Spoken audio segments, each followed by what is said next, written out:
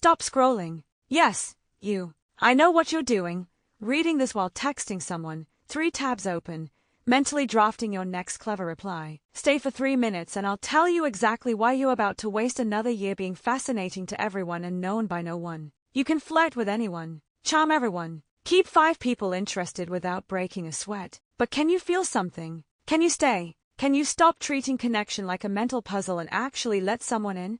If you close this thinking I'll watch it later, you won't, and that's exactly the avoidance I'm talking about. In 60 seconds, I'm calling out the one pattern killing your chance at real love. Your entire 2026 depends on whether you can focus for a few minutes. Can you? Or is your mind already gone? The brutal truth, you're desperately lonely. But I have. Stop. You're emotionally isolated in ways you refuse to admit because admitting it would require feeling something, and feeling is exactly what you avoid. Here's your pattern. You meet someone interesting. Electric beginning. Amazing conversations. Mental chemistry. Brilliant flirting. Then they want depth. They want to know how you actually feel, not what you think about it, but how you feel. And you panic. Suddenly they're too intense or too needy or moving too fast. Really? Or are they just asking you to be human instead of entertaining? So you drift to the next fascinating person, the next mental high, the next person who won't require you to feel anything real. Your mind just wandered. Come back. The problem isn't that you haven't met the right person. It's you. You can't stop living in your head long enough to live in your heart. You intellectualize love instead of experiencing it, collect people instead of connecting, deflect with wit when vulnerability is required, keep options open instead of choosing, and analyze feelings instead of feeling them. Your intelligence is the armor keeping you from being loved. Still here. If you don't change this in 2026, you'll hit 40, 50, 60 still having fascinating conversations,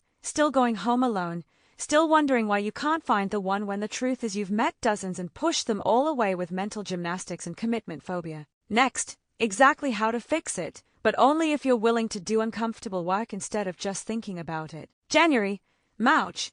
The foundation you want real love? Start with the boring part, building a foundation you've never had. And I know you're thinking, can we skip to where I meet someone? No, that impatience is what keeps you stuck. January, track your attention for 2 weeks. Notice how often you check your phone when with someone, how often your mind wanders mid-conversation, how many people you're texting simultaneously, how often you deflect emotional moments with humor. Write it down. You'll discover you're never actually present, always juggling connections, maintaining escape routes, mentally somewhere else. This is why nothing deepens. You can't build intimacy while mentally juggling 5 people. February, feel something when emotion arises, attraction, fear, sadness. Your instinct is to analyze it immediately. Why do I feel this? What does this mean? Should I feel this? Stop. Just feel it. Locate it in your body. Stay with the sensation. Don't analyze, explain, or intellectualize. 5 minutes a day. You're learning that feelings won't destroy you and they provide information your brilliant mind can't access. Also, share something genuinely vulnerable with someone, not something you've already intellectualized and feel safe sharing, but something that actually scares you to say out loud. Do this 3 times with different people. When you want to make a joke or take it back, resist. Let vulnerability stand. March. Commit to something. Choose one thing, one person, one practice, one commitment, and stay with it for the entire month. No checking other options. No backup plans. No one foot out the door. If it's a person, focus only on them for 30 days. If you're not dating, commit to a daily practice and show up every single day. March will be hardest. You'll be bored, restless, seeing other possibilities. Stay anyway. The point isn't whether this commitment is the one, it's proving to yourself you can commit at all. Your mind is already looking for the exit. Notice that. That's the pattern we're breaking. By end of March you should be able to focus attention for longer than 5 minutes, feel emotions without escaping to analysis, share vulnerability without dying, and commit to something for longer than a week. If you haven't actually done these practices, if you're just passively absorbing this thinking, yeah, I should do that, you're wasting your time, because knowing intellectually changes nothing and only doing changes anything. Next section is when things get interesting, but only if you've done January through March. If you skip the foundation, the rest won't work. Keep watching. April, June, the meeting you've done the work. You can focus, feel, be vulnerable, commit. Now you're ready. Spring 2026 has potent energy for Gemini connections. You're going to meet people who can match your intellect and have emotional depth. But you'll want to keep all options open. See where each goes.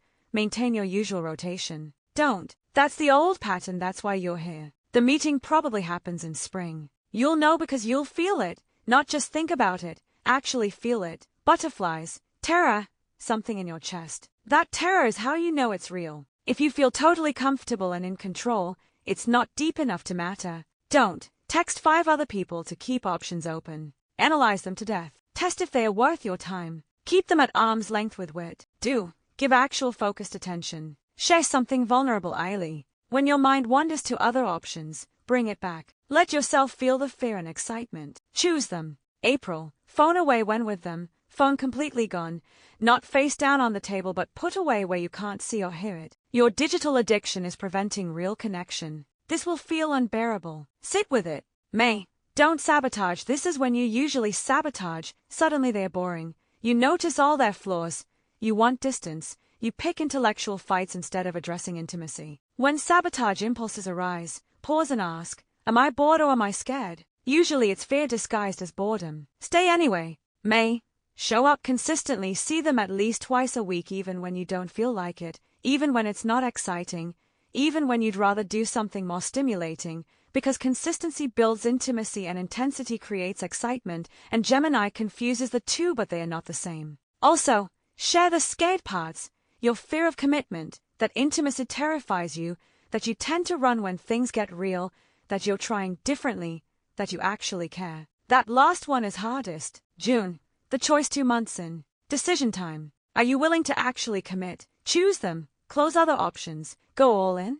Your mind will create 17 reasons why you shouldn't. What if someone better comes? What if I'm missing out? What if I get bored? Here's the truth. You can't know any of that. You can't guarantee anything. Commitment always involves risk. The real question is, am I willing to risk being hurt, being wrong, getting bored, missing other options, to find out if this could be real? If yes, commit. Tell them you're choosing them. Close other options. Actually show up. If no, let them go clearly and honestly. But understand, if you say no to every possibility because you can't guarantee perfection, you'll say no to everything forever, because perfect certainty doesn't exist and commitment is choosing despite uncertainty. What happens next depends entirely on whether you actually did the work or just thought about it. Next section is where most Gemini relationships die, and I'm going to tell you exactly how to survive it. July. September. Staying when it's not exciting past the exciting beginning. Newness worn off. You've heard their stories. Conversations aren't as stimulating. Butterflies settled into something steadier but less thrilling. Danger zone. This is where you usually get restless, notice other people, wonder if you settled, think maybe wrong person, create problems to generate excitement, or emotionally check out while physically staying. Stop. Listen. July through September tests whether you can stay and go deeper instead of leaving for the next exciting thing. July. The boredom test. You're going to feel bored. Accept this. Boredom doesn't mean wrong person, it means you're past honeymoon and into real relationship. Old pattern. Interpret boredom as this isn't right. Start looking around, create distance, leave for someone new, repeat. New pattern. Recognize boredom as opportunity to go deeper, create depth internally instead of seeking new stimulation externally. Depth practices. Go deeper in conversation. Ask about childhood wounds, formative experiences, fears, dreams, shame. What makes them cry? These aren't entertaining like witty banter. They are vulnerable and uncomfortable and slow, but they're how intimacy deepens. Practice being together in silence. No talking, no devices, just being. This will feel excruciating. Do it anyway. Silence creates intimacy conversation can't. Establish routines together. Gemini hates routine, but routine creates stability that allows intimacy to deepen. August. Navigate conflict. Real conflicts arise now. Not interesting debates but actual relationship conflicts about needs, boundaries, differences, hurts. Your pattern. Intellectualize instead of feel. Debate ideas instead of share emotions. Use wit as weapon. Deflect with humor when it gets real. Avoid entirely. None of these create resolution or intimacy. They create distance. New pattern. Identify what you're actually feeling. Hurt, scared, inadequate, and share the feeling, not your intellectual analysis, because I feel scared when you creates intimacy while logically your position is flawed. Creates debate. Listen without planning your response. You're formulating arguments while they are still talking. Stop, just listen. Resist making jokes when things get heavy. Not all heavy moments need lightening, some need feeling. See conflicts through to actual resolution, then make repair attempts. Apologize if you hurt them, acknowledge your part, recommit. September, integration 6 months in. Honeymoon definitely over. You've seen flaws, they've seen yours, you've had conflicts, you've been bored, you've stayed. Now integrate this relationship into your actual life, introduce them to important people, let your worlds mix, mention future casually like when we go to that festival next spring. You're not proposing, you're acknowledging this as a future, not just a present. Reveal the protected areas, things you haven't shared yet, walls you haven't dropped, because real intimacy requires showing all of yourself over time, not just the acceptable parts. By end of September, you've weathered boredom without leaving, navigated real conflicts, integrated them into your life, proven you can sustain a relationship past the exciting beginning. Or you sabotaged it and you're back to surface connections. Be honest about which happened. Next section tells you exactly how you sabotage and how to stop. If you skip this part, you'll repeat the same mistakes forever. October, December, transformation final quarter. If you're still together, this is where you discover what real love feels like when you stop running. October, gratitude 7, 8 months in. Gemini tendency, focus on what's missing, what could be better, what's not perfect. New practice, daily gratitude for this person and relationship. What do you appreciate? What are they bringing? What has this taught you? Balance critique with appreciation. Also celebrate how far you've come.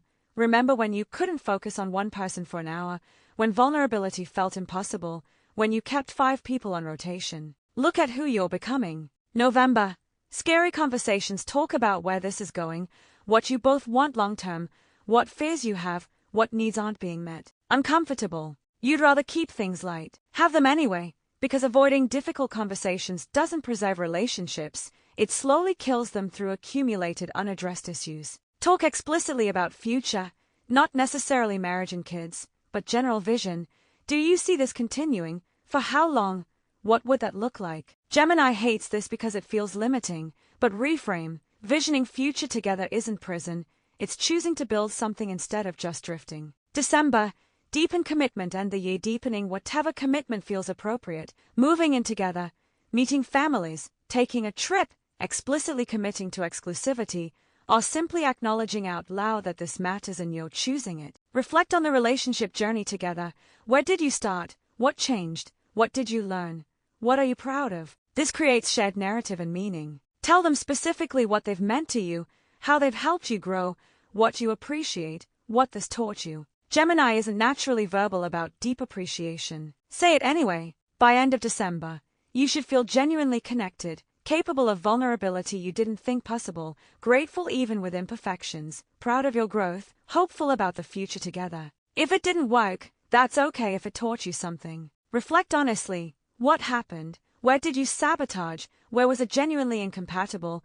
What did you learn? What will you do differently next time? Don't let a failed relationship mean you retreat to old patterns. Let it mean you're learning. Practice the same skills solo. Presence, vulnerability with friends, emotional awareness, commitment to something, depth over breadth. By December 31st, ask, am I more capable of real love than I was January 1st? If yes, whether partnered or not, you've had a successful year. If no, if you spent the whole year collecting surface connections, running from intimacy, living in your head, you wasted the year. Same pattern, same results, same loneliness. Which one are you? Next is critical. The exact moments you sabotage everything and exactly how to stop. The sabotage patterns. You can do everything right and still sabotage yourself when these patterns arise. Your job is catching them and choosing differently. Backup plan maintenance. Even in a relationship you keep subtle backups. Staying on dating apps just to see, maintaining flirty texting as friends, keeping options mentally open just in case. This prevents full commitment. Delete the apps, stop the flirty texting, close the options mentally. Choose or don't, but stop half-choosing. Boredom misinterpretation. Every time things feel familiar you interpret it as this isn't right instead of this is deepening, then create problems to generate excitement or leave for someone new. When boredom arises, ask, is this genuine incompatibility or am I fleeing depth? Usually it's the latter. Stay and go deeper. Intellectualizing deflection. Whenever emotions get real you move to your head, analyze the emotion instead of feel it. Debate ideas instead of share vulnerability. Use wit as shield. Catch yourself. Choose to feel instead of think. Be vulnerable instead of clever. Share emotion instead of analyze it.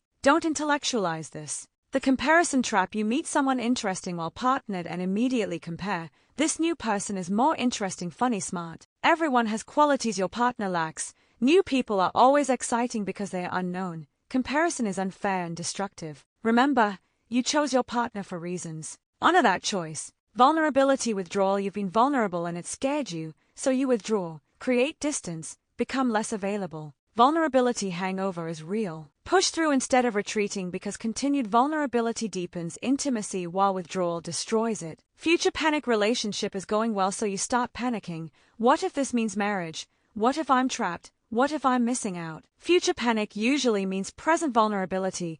You're getting close and it terrifies you. Breathe. You don't have to figure out the entire future right now. Just be present today. People to avoid. The fellow commitment phobe feels comfortable because no pressure, but comfortable isn't fulfilling. The multiple option juggler expects you to be okay with casual indefinitely, enables your voice patterns. The intellectual sparring partner, amazing conversations, zero intimacy. You'll convince yourself mental connection is enough. It's not. The validation supplier admires your wit without requiring depth, feels good for ego, creates nothing real. People to choose. The emotionally mature person matches your intellect but also has emotional depth, calls you on your deflection patterns lovingly, requires vulnerability while providing safety. The consistent person shows up reliably, doesn't play games, means what they say, might feel boring initially, that's actually what allows depth. The vulnerable person models emotional availability, helps you access your own vulnerability through example. The patient person understands your learning, gives grace for mistakes, holds you accountable for growth. Choose wisely. People either enable your patterns or support your growth. There's no neutral. Final section determines whether this year transforms you or just gives you new stories to tell. The final choice. We're at the end. Choice point. Choice 1. Take everything and actually integrate it. Continue prioritizing vulnerability over wit, depth over breadth, commitment over options, presence over mental escape. 1 year from now, still mentally sharp but also emotionally available, still independent but genuinely connected, in a real relationship or genuinely capable of one. Choice 2. Dismiss this as nice information. Go back to mental games and surface connections and emotional unavailability. Tell yourself you'll work on it later. 1 year from now, more fascinating connections that go nowhere, still lonely despite endless options, still wondering why you can't find real love, exactly where you are now but older and more exhausted. Which are you choosing? Because you're choosing right now. Not choosing is choosing the default, and the default is what you've been doing. Most people will absorb this, agree with everything, feel momentarily inspired, and do absolutely nothing different. Don't be most people. Action plan. Today, schedule 1 hour phone away presence with someone, text someone something vulnerable, not clever, sit with an emotion for 5 minutes without analyzing. This week, practice sustained attention in conversations. Share something scary vulnerable. When you notice mental escape, bring attention back, feel a feeling instead of intellectualize it. This month, if you meet someone interesting, actually focus on them, practice consistency even when not exciting, have 3 genuinely vulnerable conversations, commit to something and show up. This year, implement everything or accept you prefer entertainment over transformation, choose depth over breadth, commitment over options, vulnerability over defense, become someone capable of real love, not just fascinating conversation. You're going to die someday. On your deathbed you will not wish you'd been more entertaining, you'll wish you'd lived more, loved more, connected more, been more present, let people in more. You know this is true. Everyone knows this. Most people live like they don't know it until it's too late. Don't be most people. 2026 isn't just another year, it's your opportunity to stop collecting fascinating people and start building something real. The universe is showing you the door. You have to walk through it. Right now, what are you choosing? Mental games or real connection? Entertainment or transformation? Being fascinating or being loved? Choose, then act. Because knowing changes nothing, only doing changes everything. Your actual life is waiting, the one with real love, genuine connection, vulnerable presence. Go live it. 3 things now. 1. Like this if anything resonated, if you felt called out, uncomfortable, seen, or challenged. 2. Subscribe and turn on notifications. I'm posting monthly Gemini check-ins throughout 2026. You need the accountability. 3. Comment your commitment right now. I commit to starting today. I'm releasing. Hold me accountable. Public declaration creates real accountability. Share this with any Gemini who's lonely despite being surrounded by people, who can't commit, who's always looking for the next interesting person. They need this too. This isn't just astrology. This is a relationship intervention. Use it or spend another year exactly where you are, fascinating conversations with meaningless connections, wondering why you can't find real love when you've been running from it all along. The choice is yours.